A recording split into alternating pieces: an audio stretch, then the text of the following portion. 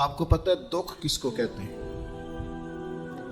دکھ کی تعریف درویش یہ کرتے ہیں کہ ہماری مرضی اور ہے اور رب کا ارادہ کرم اور ہے، اس کا نام دکھ ہے۔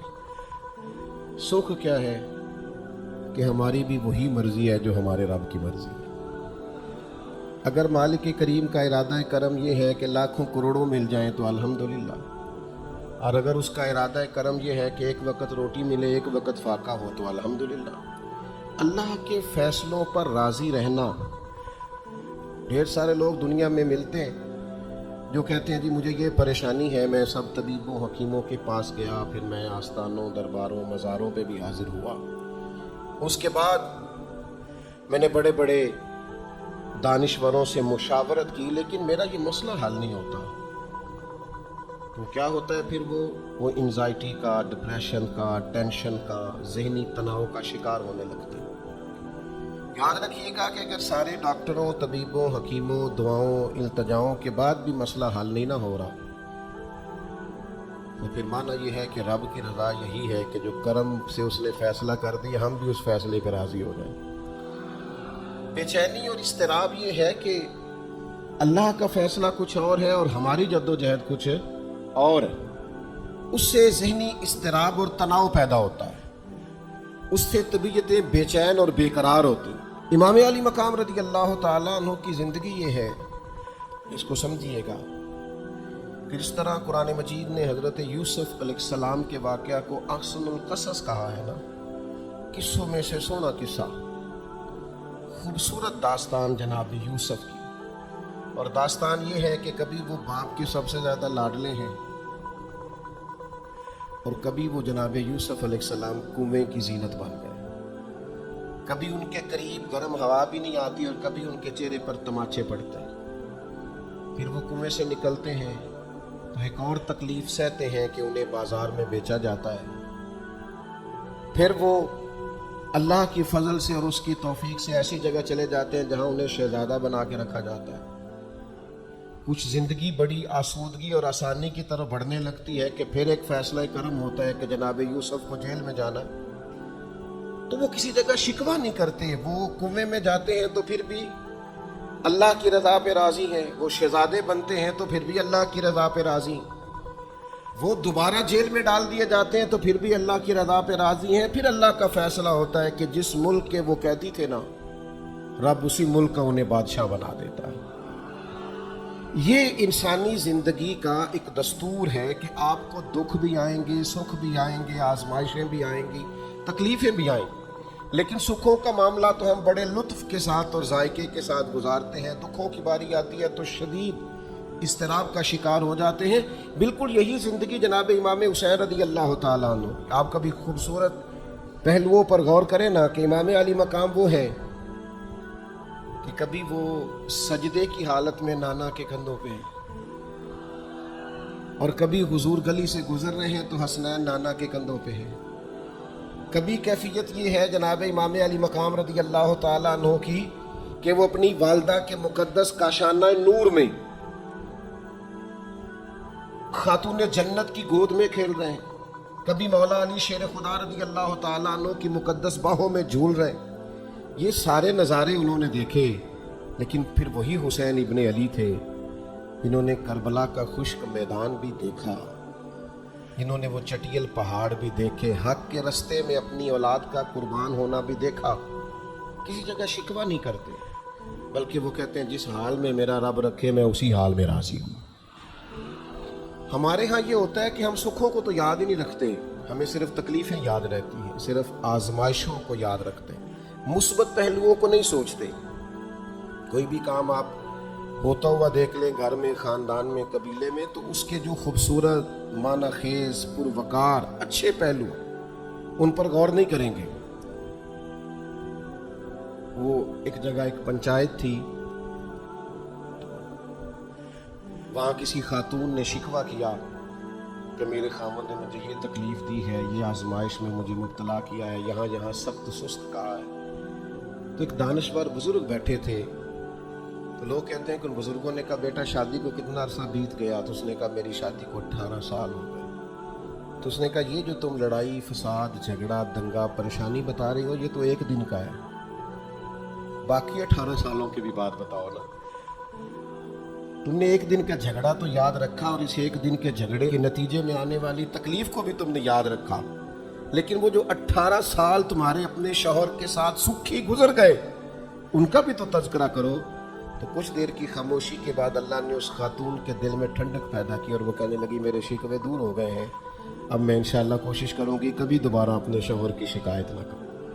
اب بات کو سمجھیں، ہم اپنی زندگی کی صرف شکایتیں یعنی دکھ ہی ہیں صرف زندگی میں، وہ دعا کر دیں جی میرے گھٹنے میں درد ہے، باقی جسم ٹھیک ہے نا ماشاءاللہ سارا، اس کا شکر بھی ساتھ ادا کریں۔ دعا کریں جی آج کل کاروبار نہیں چل رہا تو اس سے پہلے ساری زندگی ٹھیک چلتا رہا ہے نا، اس کا شکر بھی ادا کر لیں۔ قرآن مجید فرقان حمید ارشاد فرماتا ہے اللہ کے بندوں کی شان یہ ہے کہ رضی اللہ عنہم ورضوا عنہ، یہ بڑا خاص پہلو ہے۔ اللہ فرماتا ہے کہ اللہ ان سے راضی ہے اور وہ بھی اپنے اللہ سے راضی ہے۔ اللہ نے انہیں جس حال میں رکھا ہے وہ بھی اللہ سے راضی ہیں۔ ذالک الفوز العظیم، اللہ فرماتا ہے یہ بڑی کامیابی ہے، اللہ بھی ان سے راضی ہے اور وہ بھی اللہ سے راضی ہے۔ امام غزالی رحمۃ اللہ تعالی علیہ سے کسی نے پوچھا یہ بندے کا اللہ سے راضی ہونے کا کیا مطلب ہے؟ تو امام صاحب فرمانے لگے رب تو کریم ہی بڑا ہے، یتیم کے سر پہ ہاتھ پھیر دو راضی ہو جاتا ہے، وہ طوائف کتے کو پانی پلا دے تو مالک راضی ہو جاتا ہے، وہ تو مہربانی بڑا ہے، تم نے رو کے 2 آنسو بہا دیے وہ راضی ہو جاتا ہے۔ فرماتے بندے کا مسئلہ ہے، مسئلہ تو بندے کا ہے، یہ راضی ہوتا ہی نہیں، یہ ہر وقت شکوے کرتا ہے، ہر وقت شکایات کرتا ہے، ہر وقت اس کا ذہن الجھا رہتا ہے، ہر وقت کوئی نہ کوئی نئی چیز کا مطالبہ کرتا ہے۔ نبی رحمت نور مجسم شفیع معظم صلی اللہ تعالی علیہ وسلم ارشاد فرماتے ہیں تم نہ اللہ کے دیے ہوئے تھوڑے رزق سے راضی ہو جاؤ وہ بھی تمہاری تھوڑی عبادت سے راضی ہو جائے گا۔ لیکن ہمارا حال یہ ہے کہ ہمیں سب کچھ چاہیے اور نتیجے میں اگر کوئی خدمت کرنی پڑے، کوئی ڈیوٹی کرنی پڑے، کوئی کام کرنا پڑے تو اس کے لیے ہم تیار نہیں ہوتے۔ عزیز بھائیوں سمجھیے گا، غور فرمائیے گا، توجہ کیجیے گا اس بات پر کہ ہمیں ہر حال میں اپنے رب سے راضی رہنا۔ آزمائش آ جاتی ہے، دکھ آ جاتے ہیں، محنت پوری کریں، جد و جہد پوری کریں، جو کام آپ کرنے جا رہے ہیں اس کے لیے جتنے ضروری اسباب ہیں وہ جمع سارے کریں، لیکن نتیجہ اللہ پہ چھوڑ دیں، رزلٹ اپنی مرضی کا نہ مانگیں۔ یہ عقیدہ توحید یہ ہے کہ نتیجہ جو رب ہمارے لیے نکالے وہ نتیجہ ہمیں قبول ہونا چاہیے۔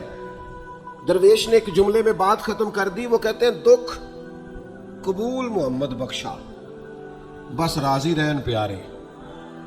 اگر پیارے راضی ہیں دکھ دینے میں تو پھر ہمیں یہ دکھ قبول ہے اور کئی دفعہ قبول ہے۔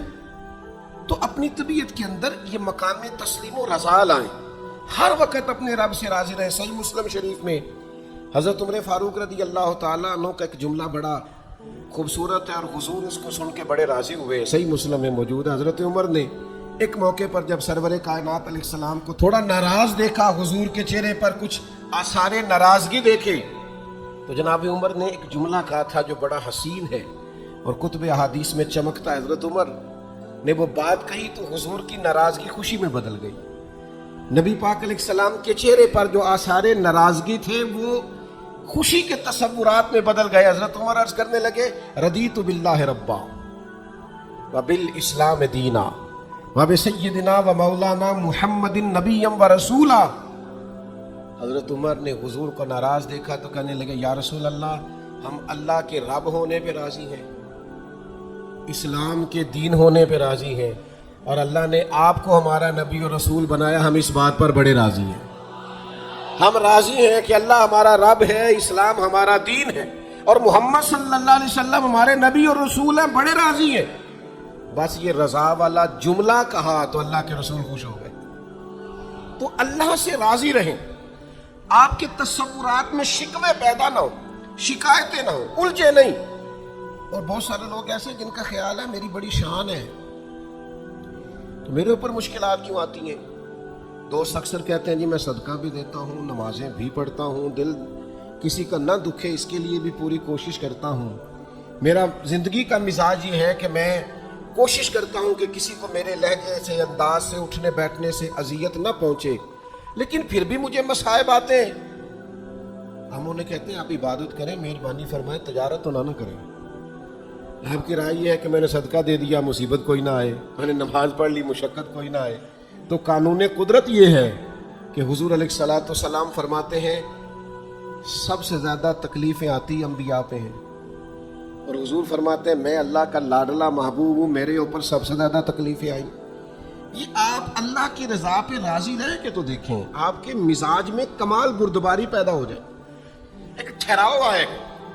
یہ دوست انتظامات کر رہے ہوتے ہیں نا، پروگراموں کے، اجتماعات کے، محافل کے، تو میں ایک ہی بات سب سے کرتا ہوں، میں کہتا ہوں آپ نے نا بردبار رہنا ہے، آپ نے تحمل سے رہنا ہے۔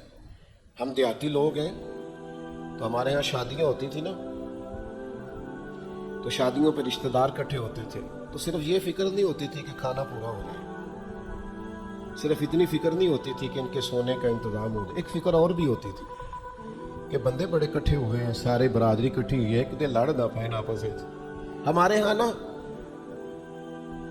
چڑھانے والے زیادہ خطرناک نہیں ہوتے، چڑھنے والے زیادہ خطرناک ہوتے ہیں، جو ذرا سی بات پہ غصے میں آ جائیں، ذرا سی بات پہ چڑھ جائیں، کہیں سکون ہی نہیں، ٹھہراؤ ہی نہیں زندگی میں۔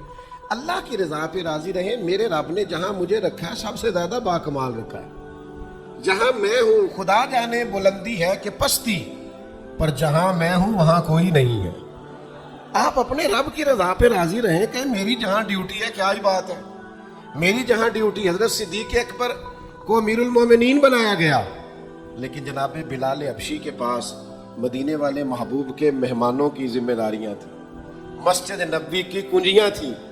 کمال ان کا بھی بڑا ہے اور کمال بلال حبشی کا بھی بڑا ہے، حالانکہ وہ تو مسجد میں جھاڑو دیتے تھے، خدمت کرتے۔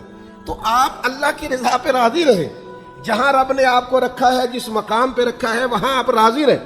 آپ کو اطمینان محسوس ہوگا، آپ سکون میں آ جائیں، دل میں ٹھنڈک محسوس کریں، پریشانیوں سے نکلیں گے۔ یہ حدیث دیکھیے امام غزالی نے لکھی ہے، نبی پاک صلی اللہ تعالی علیہ وسلم کے پاس نا صحابہ کی ایک جماعت آئی، انہوں نے عرض کی یا رسول اللہ صلی اللہ علیہ وسلم ہم ایماندار ہیں۔ تو حضور نے فرمایا تمہارے ایمان کی نشانی کیا ہے؟ تم صاحب ایمان ہو تو دلیل کیا ہے؟ انہوں نے عرض کی یا رسول اللہ، یہ ذرا دلیل سننا۔ عرض کرنے لگے یا رسول اللہ مصیبت آئے تو صبر کرتے ہیں، نعمت ملے تو شکر کرتے ہیں، اور یا رسول اللہ رب جو فیصلے کر دے ہم اس پر راضی رہتے ہیں۔ حضور فرمانے لگے کعبے کے رب کی قسم تو واقعی ایماندار لوگ، اگر تم اللہ کے فیصلوں پہ راضی ہو، اگر تم نعمتوں پہ شاکر ہو، مصائب پر صابر ہو، تو تم واقعی مومن ہو۔ یہ یاد رکھیں اچھی طریقے سے کہ ہمیشہ اپنے آپ کو اپنے رب کے فیصلوں پہ راضی رکھیں، ہمیشہ کوشش کریں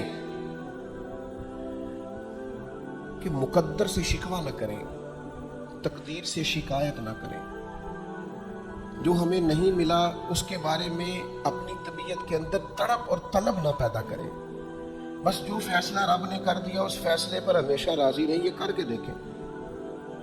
حضرت انس بن مالک رضی اللہ تعالیٰ عنہ فرماتے ہیں ایک پوری جماعت جنت میں جائے گی لوگوں کی، فرشتے ان سے پوچھیں گے کہ میاں حساب دے آئے ہو؟ تو وہ کہیں گے ہمیں تو کسی نے حساب پوچھا ہی نہیں۔ ان سے پوچھا جائے گا پل صراط دیکھی ہے؟ کہیں گے نہیں ہم نے تو نہیں دیکھی۔ ان سے پوچھا جائے گا کہ میزان عمل؟ تو انہوں نے کہا نہیں بالکل نہیں۔ تو کہا اچھا تم بڑے خاص لوگ ہو، دنیا میں کرتے کیا رہے ہو؟ تو کہیں گے کرتے کچھ بھی نہیں تھے، رب کے فیصلوں پہ راضی رہتے تھے۔ اور طبرانی میں ایک روایت ایسی بھی موجود ہے کہ حضور فرماتے ہیں رب کہتا ہے جس نے میرے فیصلوں پہ راضی نہیں رہنا وہ رب کوئی اور ڈھونڈ لے۔ اگر تم میرے فیصلے پہ راضی ہی نہیں ہو، او بھائی میں اپنے ادارے کا سربراہ ہوں، جو میرا فیصلہ نہیں مانے گا وہ نکلے گا ادارے سے۔ میں اپنی جماعت اور تنظیم کے تعلق سے کوشش کروں گا کہ امیر کی اطاعت کا سبق دوں۔ اگر کوئی نظم و ضبط درست نہیں کرے گا، یہ ایک حال ہے یہاں کے جو مینجمنٹ کے کام ہے، معاملات ہیں، ایک سربراہ اب آپ نے بنایا ہوتا ہے، اب اس کی اگر بات نہیں مانے گا کوئی ورکر، کوئی کام کرنے والا، تو یقیناً وہ کہیں گے کہ میاں آپ بات نہیں مان رہے، تمہارا نظم و ضبط خراب ہوتا ہے، لہذا اگر آپ نے ہمارے نظم کے اندر نہیں رہنا تو آپ نکل جائیں۔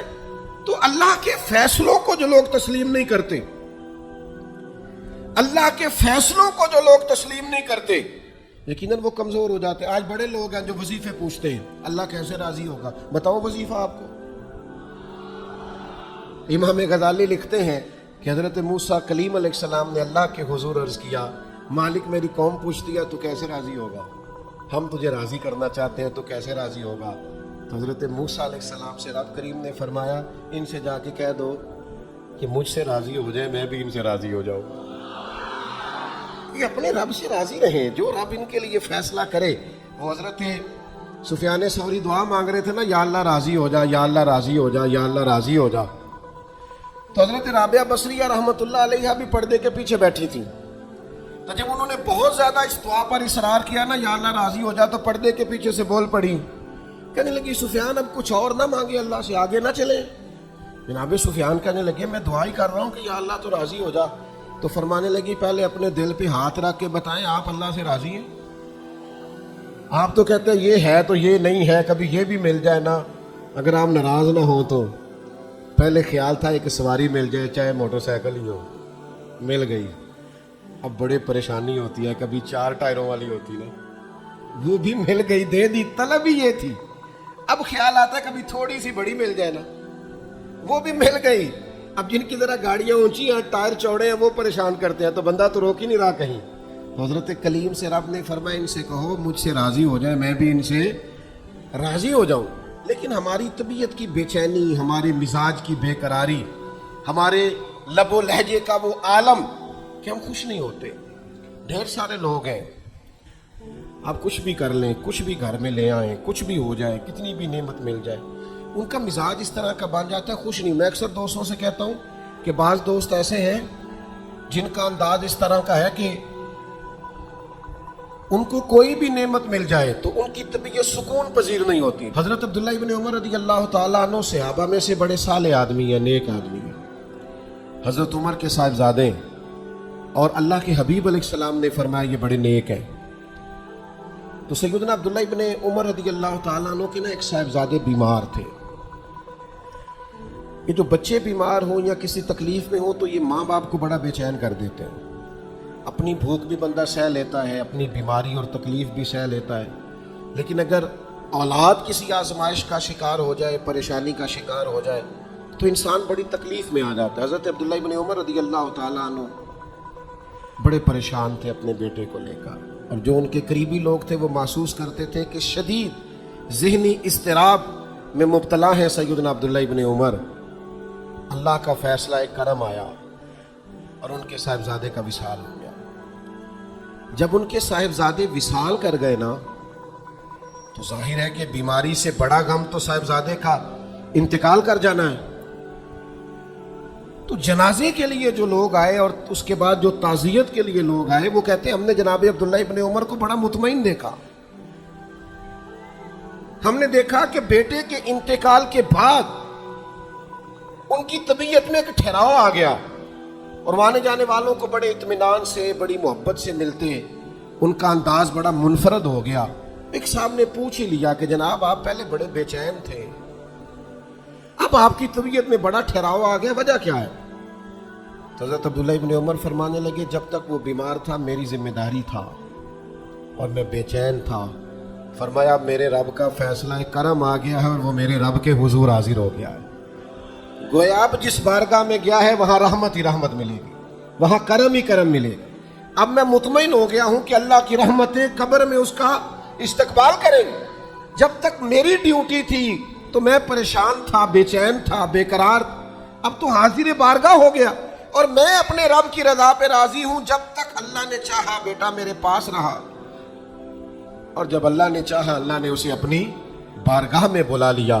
میرے بھائیو یاد رکھیے گا, ہمیشہ اس بات کو اپنے ذہن میں بٹھائیے گا کہ زندگی کے اندر کبھی بھی اللہ کے فیصلوں پر شکوہ کرنا اور اللہ کے فیصلوں پر اظہار ناراضگی کرنا معاذ اللہ, اس سے اپنے دامن کو ہمیشہ بچا کے رکھیں اور پناہ میں رکھیں اپنے دامن کو کہ کبھی بھی انسان اس طرح کا نہ ہو جائے. میں دیکھتا ہوں شدید بے چینی یہ ہمارے ماحول میں, اللہ تعالیٰ معاف فرمائے, جو لوگوں سے شدید ایک دوسرے سے ہماری طبیعتیں کھنچ جاتی ہیں اور تناؤ اور کھچاؤ پیدا ہو جاتا ہے، اور پھر لوگ ڈپریشن میں چلے جاتے ہیں، حتیٰ کہ بعض لوگ معاذ اللہ انتہائی قدم اٹھاتے ہیں، خودکشی کی طرف بڑھ جاتے ہیں۔ اور بڑے بڑے پڑھے لکھے لوگوں کا ہم ایسا رجحان دیکھتے ہیں کہ وہ عجیب پریشانی کن گفتگو کرتے ہیں، بس اس کا ارادہ تھا ملک سے باہر جانے کا اور وہ حالات سازگار نہیں ہوئے، کسی وجہ سے نہیں جا سکا، تو بھائی سارے لوگ نہیں جا پاتے۔ آپ ڈھیر سارے لوگوں سے پوچھ لیجئے گا کہ وہ زندگی میں کچھ اور کرنا چاہتے تھے، لیکن اللہ کا ارادہ کرم ان کے لیے کچھ اور تھا۔ اور یہ ایک ایسی اللہ کی توحید کی علامت ہے کہ مولا علی شیر خدا فرماتے میں نے اسی سے تو رب کو پہچانا ہے کہ جو میں کرنا چاہتا تھا وہ نہیں ہوا، بلکہ وہ ہوا جو میرا رب چاہتا تھا۔ فرماتے میں نے کسی کام کے لیے سارے اسباب جمع کر لیے، جب نہیں ہوا تو میں سمجھ گیا یہ کرنا میرے اللہ نے۔ تو میرے عزیز، یہ تو اللہ کی بہت بڑی اس کے ہونے کی علامت ہے کہ آپ اس کی رضا پہ راضی رہے۔ حضرت ابن وقاص رضی اللہ تعالیٰ عنہ بڑے مستجاب الدعوات تھے، جو دعا مانگتے تھے قبول ہو جاتی تھی، اللہ کا ان پر خاص انعام تھا۔ اور یہ بات بڑی مشہور ہو گئی، دور دور سے لوگ ان کے پاس دعائیں کرانے آتے تھے۔ خود وہ نابینا تھے، بینائی نہیں تھی۔ تو کچھ لوگوں نے ان سے کہا کہ آپ اپنے لیے بھی دعا کر لیں، تو فرمانے لگے میرے رب نے بڑا عرصہ مجھے آنکھوں کا نور عطا کیا ہے، اب وہ لے گیا ہے تو میں اپنے رب کی رضا پہ راضی ہوں۔ اب اس میں ہوتا کیا ہے؟ دکھ اور تکلیف اور اللہ کے فیصلے پہ راضی رہنے میں نا ایک خاص لذت بھی ہے۔ صرف سکھوں کا مزہ نہیں ہوتا، دکھوں کا بھی مزہ ہوتا ہے۔ ہاں، زخموں کی بھی ایک لذت ہوتی ہے۔ یہ کبھی آپ کے کوئی زخم ہو جائے اور ٹھیک ہونے کے قریب آئے تو آپ اسے چھیڑ کے دیکھیں، اس کی بھی ایک لذت ہے۔ دکھوں کا بھی ایک مزہ۔ سکھوں میں تو لوگوں کو رونا نہیں آتا، جو بڑے سکھی ہوتے ہیں وہ تو کعبے جا کے نہیں روتے، ناراض نہ ہوئیے گا مجھ سے، ان کو تو مدینے جا کے رونا نہیں آتا۔ یہ دکھ ایک ایسی چیز ہے جو بندے کے دل کو نرم رکھتے ہیں۔ یہ آزمائش ایک ایسی چیز ہے جس میں نفسانی قوتیں ختم ہوتی، کوئی نہ کوئی آزمائش انسان کے ساتھ رہے تو اللہ کے حضور حاضر رہتا ہے۔ دکھوں کو، بیماریوں کو، تکلیفوں کو کبھی بھی برا نہیں جاننا چاہیے۔ یہ تو انسان کو اللہ کے قریب کر دیتی ہیں، دلوں کو نرم کر دیتی۔ جن کو ہم بعض اوقات بڑی آزمائش سمجھ رہے ہوتے ہیں وہی تو خیر بن جاتی۔ حضرت جناب ایوب علیہ السلام شدید علیل ہو گئے، شدید بیمار ہے، 16 سال گزر گئے بیماری کو۔ تو آپ کی اہلیہ نے ایک دن آپ سے کہا اللہ کے نبی ہیں، دعا ہی مانگ لیں، اللہ شفا دے دے۔ تو جناب ایوب علیہ السلام اپنی اہلیہ سے فرمانے لگے شفا کتنا عرصہ رہی ہے؟ انہوں نے کہا 60 سال۔ فرمایا بیماری کو کتنا عرصہ ہوا؟ کہا 16 سال۔ فرمانے لگے ذرا بیماری کو بھی 60 ہو لینے دے، پھر دعا مانگ لیں گے، ہو لینے دے ذرا 60 سال۔ اللہ کی رضا پہ راضی رہنے کا فیصلہ کیا۔ آپ کی زبان مبارک سے یہ جملے نکلے کہ 60 سال ہو جائیں گے تو کر لوں گا دعا، اللہ تعالیٰ نے اسی وقت شفا عطا فرما دی، ٹھیک ہو گیا جناب ایوب۔ کچھ دن گزرے نا تو آپ کی اہلیہ نے ایک سوال پوچھا، کہنے لگی ایوب یہ بتائیے آپ نے بیماری بھی دیکھی، شفا بھی دیکھی، بیماری ٹھیک تھی کہ شفا؟ تو آپ فرمانے لگے سارے دن ہی اللہ کے ہیں، جس حال میں رکھے ٹھیک ہے، وصل اچھا ہے نہ فراق اچھا ہے، یار جس حال میں رکھے وہی حال اچھا ہے، میں سارے دن اس کے ہیں۔ لیکن فرمانے لگے اگر تم مجھ سے پوچھو نا میری ذاتی رائے تو بیماری بڑی اچھی تھی۔ ہم نے کہا یوں بیماری اچھی تھی؟ آپ فرمانے لگے جب میں بیمار تھا نا تو 24 گھنٹے میں ایک بار میرا رب میرا حال پوچھتا تھا۔ فرمایا 12 گھنٹے تو اس مزے میں گزر جاتے تھے کہ رب نے حال پوچھا، اور پھر اگلے 12 گھنٹے میں انتظار کرتا تھا کہ میرا رب دوبارہ کب حال پوچھے گا۔ تو میں 24 گھنٹوں کی لذت نہیں بتا سکتا جو اس کے حال پوچھنے سے طاری ہوتی۔ تو فرمایا شفا تو مل گئی ہے پر اب وہ حال تو نہیں نہ پوچھتا۔ اب وہ میرے بھائی اس بیماری میں جو لذتیں ہیں، جو کرم نوازیاں ہیں، جو رحمتیں، ان کو بھی تو دیکھیں، اپنے کریم رب کی رضا پہ راضی تو رہے، खबर मशहूर हो गई थी इमाम हुसैन शहीद हो जाएंगे। नबी करीम अलैहिस्सलाम ने भी ये खबर इरशाद फरमाई। पता मौला अली को भी था, सैयदा पाक भी जानती थी, इमाम हुसैन भी जानते थे। ये खबरें रही हैं ना। हजरत सिद्दीक अकबर खड़े हैं, जनाब उमर खड़े हैं, हजरत उस्मान खड़े हैं ओहद पहाड़ पर, तो पहाड़ हिलने लगा। आप देखिए ना, सही हदीस में मौजूद है।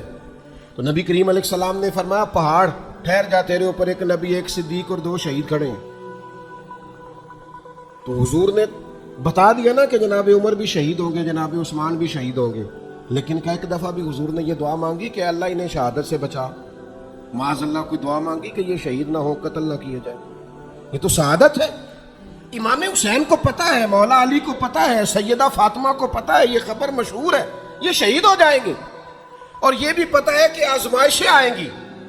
लेकिन किसी ने भी ये दुआ नहीं मांगी अल्लाह इन्हें आजमाइशों से बचा। जिसने भी दुआ मांगी है यही मांगी, अल्लाह सब्र भी अता फरमा और इस्तकामत भी अता फरमा। इस बात को समझे आप कि आप बच्चे को अगर डराएंगे ना, इम्तिहान खतरनाक होते हैं, इम्तिहान नहीं देने, तो किसी जगह कामयाब नहीं होगा। उसको इम्तिहान का खौफ न दिलाएं, उसकी तैयारी कराएं, उसकी जहन साजी करें कि इम्तिहान देना है, उसको ये शऊर दें कि बेटा कामयाब होना है। हमने डरा दिया है बच्चों को, हमने उन्हें इस तरह का बना दिया है कि वो सहमे रहते हैं, पता नहीं क्या हो जाएगा। हजारों सैकड़ों लोगों को रोज जीटी रोड से गुजरना पड़ता है, लाखों करोड़ों लोग गुजरते होंगे। अल्लाह माफ करे कुछ सबका एक्सीडेंट तो नहीं ना हो जाता। तो अगर आप बच्चों को छुपाते फिरें कि रोड पे नहीं चढ़ना, भाई उन्हें आप गाड़ी सही चलानी सिखाएं, उम्र के मुताबिक उनको सवारी दें, उनकी ट्रेनिंग सही कराएं, उन्हें कहें कि ये ट्रैफिक के कवानीन है, इनकी पाबंदी करो। लेकिन उन्हें ये खौफ ना दिलाएं कि रोड पे नहीं जाना, ये खौफ ना दिलाएं उन्हें कि हमने इस राह से गुजरना नहीं, पता नहीं क्या हो जाए। ओ भाई इस तरह तो सांप से डरता डरता रस्सियों से भी डरने लगेगा। अल्लाह जो फैसला कर दे उस फैसले पर पूरी तरह राजी रहना है। हमारे मिजाजों में मकामे तस्लीम और रजा नहीं है। ये मोमिन दयानतदार क्यों होते थे? करोड़ों रुपया एक शख्स का सामने पड़ा है और बंदा वो है जिसने सुबह से खाना नहीं खाया, लेकिन वो करोड़ों रुपए पे नजर नहीं डालता था। क्यों? कि वो अल्लाह के फैसले पे राजी था। वो कहता था ये चाहे करोड़ों है पर मेरा नहीं है। आज लोग लोगों का माल देख के साजिशें नहीं करते, शरारतें नहीं करते, लालच नहीं पैदा करते, चोरी डकैती धोखा फरेब फराड क्या क्या चाले नहीं चलते। अगर ये अल्लाह के फैसले पे राजी रहे कि रब ने जो मेरे लिए रखा है वही मेरा हक है, तो कभी इनकी तबीयत में ये बात पैदा ना हो कि हमने धोखा देना है, फ्रॉड करना है, फरेब करना है। आप मकाम में तस्लीम और रजा पे आ जाएं। ढेर सारे लोग हैं जो जहां खड़े हैं वहां राजी नहीं, सामने वाला उन्हें बड़ा खुश नजर आता है, बड़ा खुश कि यार मैं बड़ी तकलीफ में हूं, ये फलाने शोबे वाला बड़े सुकून में है। तो भाई कभी उससे भी तो पूछ के देखना, उससे पूछ, वो कहेगा जितने कांटों पे मैं बैठा हूं दूसरा है कोई नहीं। हम जो काम कर रहे होते हैं ना उस काम का मजा नहीं लेते, हमें वो करना है जो सामने वाला कर रहा है। भाई आप जो कर रहे हैं उसको मजा लेके करें, मकाम तस्लीम और रजा पे रहें। वो जो सामने वाला कर रहा है अल्लाह ने उसकी ड्यूटी लगाई है, वो करेगा। और यही बात यहां तक पहुंच जाती है कि हमें सब का पता होता है कौन क्या कर रहा है, अपना नहीं पता होता, क्योंकि हम वो चाहते हैं जो हमारा हक नहीं, उस तरफ बढ़ते हैं जो हमारा नसीबा नहीं। तो अच्छी तरह इस बात को अपने जहन में बिठाएं कि अल्लाह के फैसलों पे राजी रहना, अल्लाह की रजा पे राजी रहना, अपने रब से हर वक्त राजी रहना, ये बंदा मोमिन की शान है। अगर अल्लाह के फैसलों पे राजी रहोगे ना तो जिंदगी में इतना सुकून आ जाएगा, इतना इत्मीनान आ जाएगा, लहजों में इतना ठहराव आ जाएगा, आपको महसूस होगा कि आपकी शख्सियत संजीदा हो गई है, वजादार हो गई है। आपके मिजाज के अंदर एक अल्लाह ताला ने खास कमालात रख दिए। लेकिन अगर आप ये नहीं करेंगे, अल्लाह के फैसलों पे राजी नहीं रहेंगे, तो फिर आप नतीजा उसका देख लीजिएगा। हर वक्त की बेचैनी, बेकरारी, उलझाओ और तबीयत के अंदर इस तरह यह आपको बेचैन रखेगा। हम अपनी जिंदगी में अगर थोड़ा सा ये वाला फैसला ले आए, आप देखें ना, अंदाज देखें, 14 लोग शहीद हो गए थे बद्र में,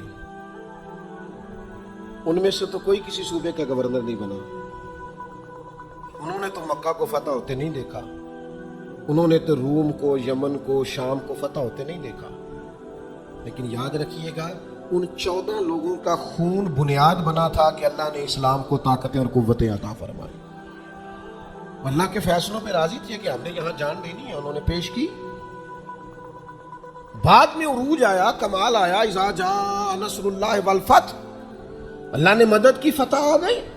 लेकिन उन लोगों ने उस वक्त ये फैसला किया कि हमें अल्लाह की रिजा के लिए डटना है, खड़े होना है। तो सब लोग, मैं अक्सर कहता हूं, ये तहरीके खत्म नबुव्वत पर लोग कलाम करते हैं तो कायदीन का, उलमा का नाम लेते हैं। मैं कहता हूं बिल्कुल ठीक है, इन लोगों ने बड़ी खिदमत सर अंजाम दी, लेकिन जो इनके पीछे लोग थे, जो कोशिशें करते रहे, जो अवामी ताकत थी, उन सब की हिम्मतें भी शामिल हैं। मैं अल्हम्दुलिल्लाह आया हूं यहाँ और सीधा आके बयान करके निकल के जा रहा हूं, तो ये सारा कुछ मेरी कावश नहीं है। ये तो जो लोग आधी रात को सड़क पे पोस्टर लगाते रहे, दिन को यहाँ आते रहे, रात जागते रहे, मेहनत करते रहे, परेशान होते रहे, उलझते रहे, ये तो उन लोगों की कावश है, ये उन लोगों का कमाल है। हम समझते नहीं इस चीज को। जब तक आप अपने मिजाज में ठहराव नहीं लाते और छोड़ दें दूसरों का काम अपने खाते में डालना, ये भी मेरा है, ये भी मेरा है, ये भी मैंने किया, ये भी मैं, इससे भी बेचैनी पैदा होती है। हमने जो किया है उस हद तक रहे और अल्लाह तबारक व तआला के फैसले पर सरे तस्लीम खम करें। यकीन करो, अल्लाह का फैसला कैसे मानना है, इसकी अगर किसी ने सही तस्वीर देखनी है तो वाक़या करबला को देखिए।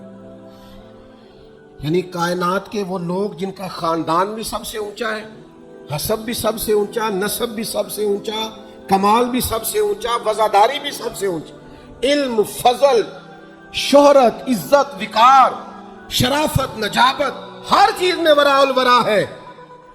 लेकिन उनकी कैफियत मेरे अजीज ये है कि इमाम अली मकाम के सामने उनकी सारी औलाद शहीद हो गई। यहाँ ना इस इतने बड़े मजमे में किसी की कटी हुई उंगली फेंक दी जाए ना, उंगली का टुकड़ा, इंसानी उंगली का, तो लोग खौफ से भाग जाए।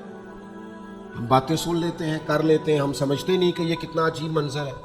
आप ये बात समझ सकते हैं कि हजरत अब्बास के बाजू कटे, पूरे पूरे बाजू काट डाले गए तो कैसा मंजर होगा।